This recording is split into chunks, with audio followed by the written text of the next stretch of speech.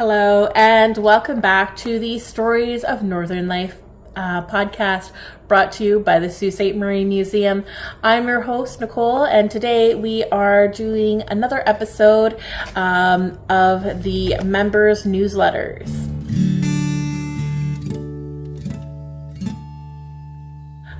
So today we are looking at January 1990.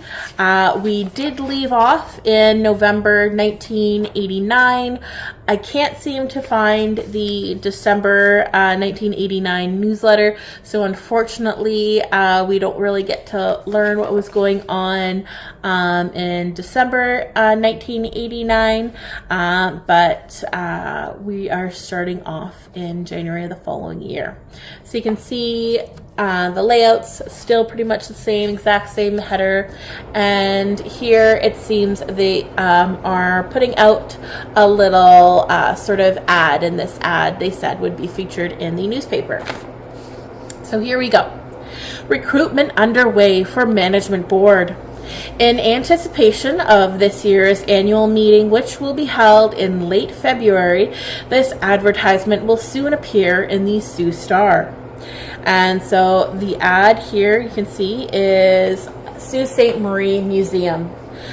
The Sault Ste. Marie Museum seeks volunteers to serve as directors on the Museum Management Board. The board manages museum activities aimed at the preservation and interpretation of Algoma District's history. Specific tasks include selection of traveling exhibits, special events, fundraising, community outreach, education, and review of objects offered for inclusion in the collection.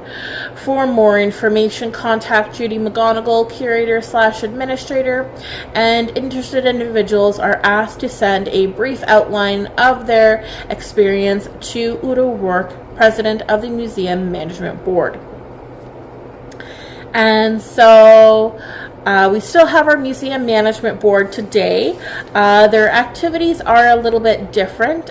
So sort of the traveling exhibits, special events, and education, and then reviewing the objects to be included in the collection are more of the stuff that the staff take care of nowadays. But the board still sort of reviews everything that we have going on. They help with some of the fundraising and community outreach and things like that as well. But they are more now sort of more of an oversight board.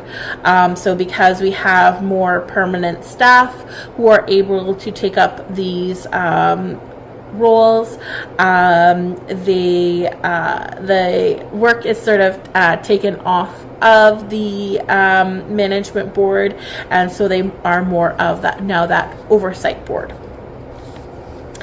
And it says 6 directors' positions will be vacant. Terms appointment range from 1 to 3 years.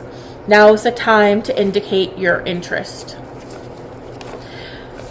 And then we have acquisitions of interests. So donations to the collection during December 1989. So what were we getting in December? Well, we have an Army helmet from Jim Murphy. Photo of cricket players from Dr. J.E. Merrick. A photo regarding events in Sault Ste. Marie circa 1930 from Paul Moore.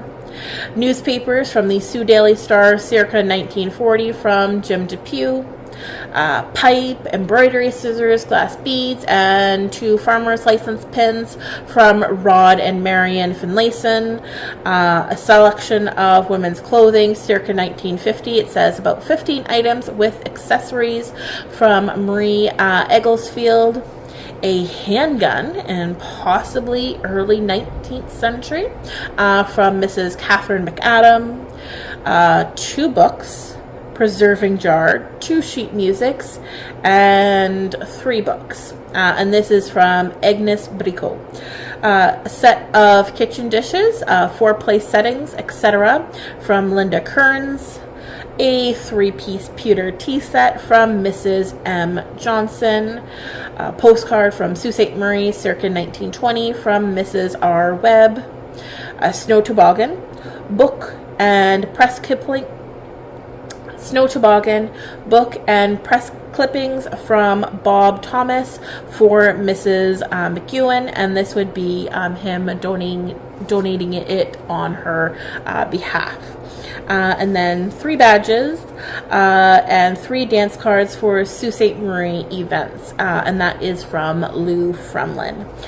And so if you have listened to our previous episodes looking at the members' newsletters, you will remember from me talking about the November 1989 newsletter that in the past here, you can see that they are mentioning the donors' names. And now that's actually something that we don't do anymore just for privacy reasons. We've updated sort of our policies, and so we don't include donors' names anymore when we publish artifacts that we have received, or when we put them on display. We don't include the name with the artifacts. The only time we would do that is so say we have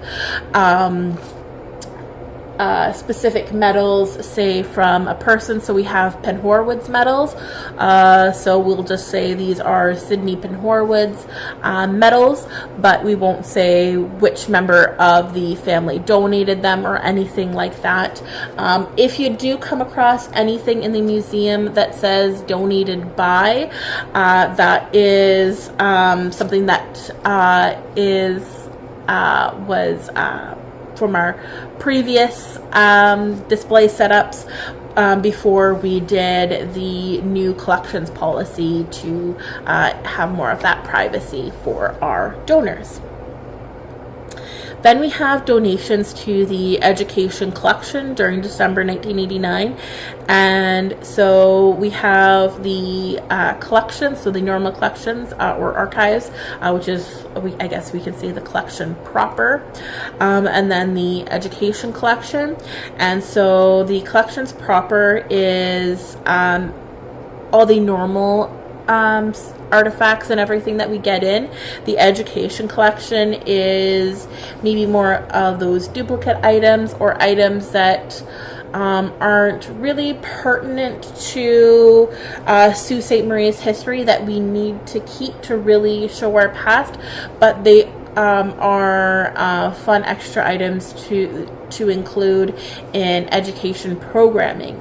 So we can put them on display in our Discovery Gallery for kids to play with all the time, or we use them for school tours and other tourism programming and things like that, so that we can have people handle them and really get a feel for the artifacts and what they were like, because normally people never get to actually touch the artifacts because that's damaging to them. But this is a way for us to sort of get around that and have more of that hands-on experience. So what did we get into the education collection? We got a leather suitcase from Jim Murphy, a selection of ladies' clothing, 5 items plus accessory from Marie Egglesfield, a book from Judy McGonigal, and a copy of the American Declaration of Independence from Elvira Graham. And now I'm not sure about the other items, but it's possible that we still have the suitcase. And now the suitcases we've actually started to use for our school programming. So schools normally will come to the museum and we'll do activities with them, tours, everything like that, base it on the curriculum. But what about all the district schools that it's just way out of their budget to get buses to come in and see us, that it's too far also for them to travel? Well, for those district schools, we work with the Algoma District School Board and the Huron-Superior Catholic District School Board, and we offer little traveling school programs.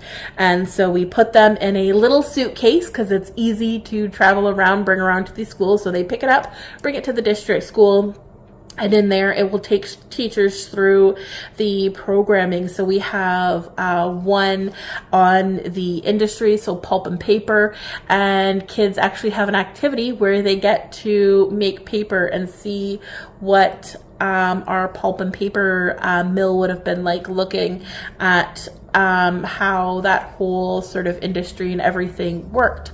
And so that's something that we have developed. We have a few different themes or whatever, so that the schools can sort of pick and choose based on their curriculum, like what grade level and everything like that. So that is something that we still use, and we use the leather suitcases for that. And then the selections of ladies' clothing, I'm not sure if we still have these specific items, but we do have a bunch of clothes in the Discover Gallery that we keep up there for dress up. And so that's something that the kids love to do. Kids that are coming in just for regular visits with their families, they like to go and play dress up, but also with the school tours, when they have that little sometimes extra break, they get a little bit of time to just go and explore the Discover Gallery, and they love the dress up area. And it's really all ages that kind of love that. It's something really fun for them. And then also with the donations, they include this note here at the bottom, and it says, throughout 1989, 742 artifacts reflecting local history and lifestyle were added to the collections through the generosity of 175 individuals. So that is pretty impressive. They did a good job that year. And then next we have an artifact of the month. And so I'm not sure if you can sort of tell from this picture what it might be. We still have this on display here. But this is the power toboggan. So you'll remember me saying we got a snow toboggan from Bob Thomas for Mrs. McEwen. Well, this is actually the power snow toboggan that we got. And so it says this power toboggan came to our collection through the intervention of Bob Thomas of the Aviation Museum at the Ministry of Natural Resources hangar. And now that is the old name for the Bushplane Museum. So I guess they were originally calling it the Aviation Museum, and it is still in that Ministry of Natural Resources hangar. And it says, the machine belonged to Mac McEwen and was originally donated to the Aviation Museum by Mrs. McEwen. It was used at Quagma Lake Lodge. Similar machines were used by the Department of Lands and Forests in the 1950s. The Eliason, first patented in 1942 and made in Kitchener, Ontario, is credited as having been the first one-man snowmobile manufactured, predating the Bombardier machines. This 1948 Eliason model will be on display in the Skylight Gallery in the Transportation and Communications section of our permanent Algoma District History exhibit. So she started off in our Skylight Gallery, but she has since been moved to the third floor, and she is on display in our Sports Gallery. And I'm going to probably make an educated guess that we won't be moving her anytime soon, because if you have come in and seen her, she's been there for many years, so you will probably have seen her if you visited us, and probably I would say maybe the past 10 years, I believe she's been up there. You'll have seen her, and it was probably a struggle to get her up there, and I don't think we are going to be moving her anytime soon, so we're going to probably be fixing up that sports gallery around her, because I've sort of mentioned in the past that we are sort of looking at fixing up some of our galleries. We always kind of go through this process. We've just recently finished redoing the military gallery, so that is our most sort of current and up-to-date complete gallery. Before that, we did the music gallery, and then the marine gallery. Next, we are going to be working on the sports gallery, and it's always sort of a constant work in progress with the skylight gallery, because there's so many sections to that, and also it's our biggest gallery, our main gallery. So with that one, we just do little bits at a time. So you'll see some sections here and there changing, but we wouldn't do a big, huge overhaul altogether of the gallery.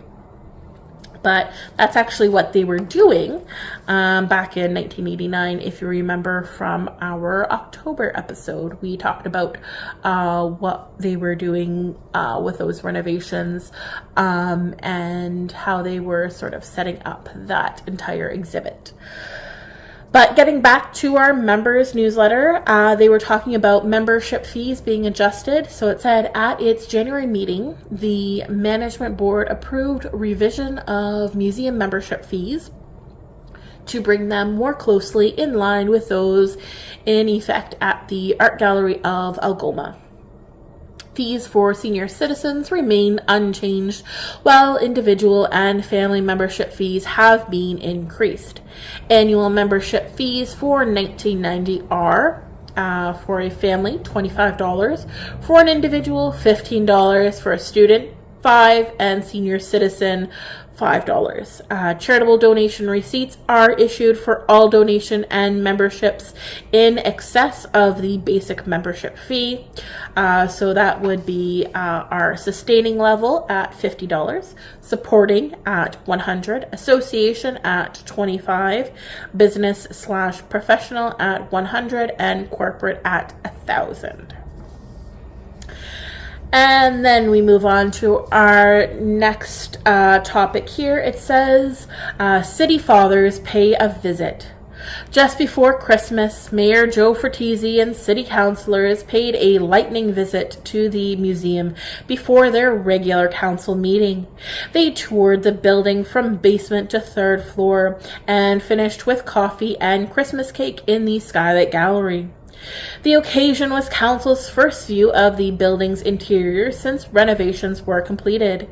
It seems that they were favorably impressed since Council has agreed to extend the city's loan guarantee for $300,000 for another year to enable fundraising activities aimed at eliminating the renovation fund debt to continue. And then announcing the Stop the Clock lottery winner. So if you remember from our November newsletter, we talked about the Stop the Clock 50-50 lottery that they were having. And so here the winner is Mrs. Mina G. Talix. Guess of 906 was only 1 second short of the position where the clock hands came to rest. Her share of the 50-50 lottery prize was $250. Audrey Hannigan sold the winning ticket, and so that's pretty good. We made $250 for our fundraising, and we shared that with Mrs. Mina Talek. And then we have our final part here, and it's a little invitation that they were sending out to the members, and it's printed on nice red thick paper, and it says, you are invited to the Superior's Windward Shore preview reception Thursday, February 1st, 3 p.m. to 7 p.m. Skylight Gallery, Sault Ste. Marie Museum. So if you remember from that October episode again, our Skylight Gallery's exhibit was called Superior's Windward Shore. Installation of the museum's permanent exhibit in the Skylight Gallery is nearing completion. As a result of recent renovations, the display space is completely environmentally controlled. This provides ideal conditions for long-term display of artifacts representative of Algoma district history from prehistoric times through to the 1950s. 5 themes link the display. 1. People of the Rapids. Lifeways from prehistory 6,000 years ago through the days of the fur trader. 2. Riches from the land. Resource development activities of mining and lumbering accompany settlement and farming. 3. Life. City life, 1912. Lifestyles from the era when Sault Ste. Marie grew from a town into a city. 4. Harnessing the rapids. Patterns of industrial development and empires of Francis Clergue and Sir James Dunn. 5. Fast forward. Into the future as communication technology links the world. The Museum Management Board wishes to acknowledge the support of all those who made this exhibit possible. Special thanks go to the contributions to the Renovation Fund and to the City of Sault Ste. Marie for providing a loan guarantee. Financial assistance from the Department of Communications Museum Assistance Program, Government of Canada, the Ministry of Culture and Communications Community Facility Improvement Program, Government of Ontario, and the Canada-Ontario Culture Economic Regional Development Agreement is also gratefully acknowledged. And then finally, the February exhibit is Collector's Luck, and so you will remember talking about that in the October newsletter. And so it says, to showcase the variety of antiques and collectibles to be found in Sault Ste. Marie, a cross-section of local collectors has been approached to loan representative articles from their collections. The collectibles will include glass, buttons, primitives, textiles, dolls, and other items still to be discovered. Collector's Luck opens in the main gallery February 1st and continues through March 31st. And so there was the newsletter for January 1990. I hope you're still enjoying this series. You find it interesting. If you have any other topic ideas you wish for me to discuss, you could always email me at nicole@soumuseum.ca. And as always, thanks for listening. Bye. Did you know you can get unlimited admission to the Sault Ste. Marie Museum for a whole year for just $15? Yep, that's right, and there's more perks to that too. Go to Sault Museum, that's SAULT museum.ca, under Visit and learn more about our membership options. And if you're a business, corporate or nonprofit, we have plans for you too. Reach out to us by emailing info@soumuseum.ca with any inquiries.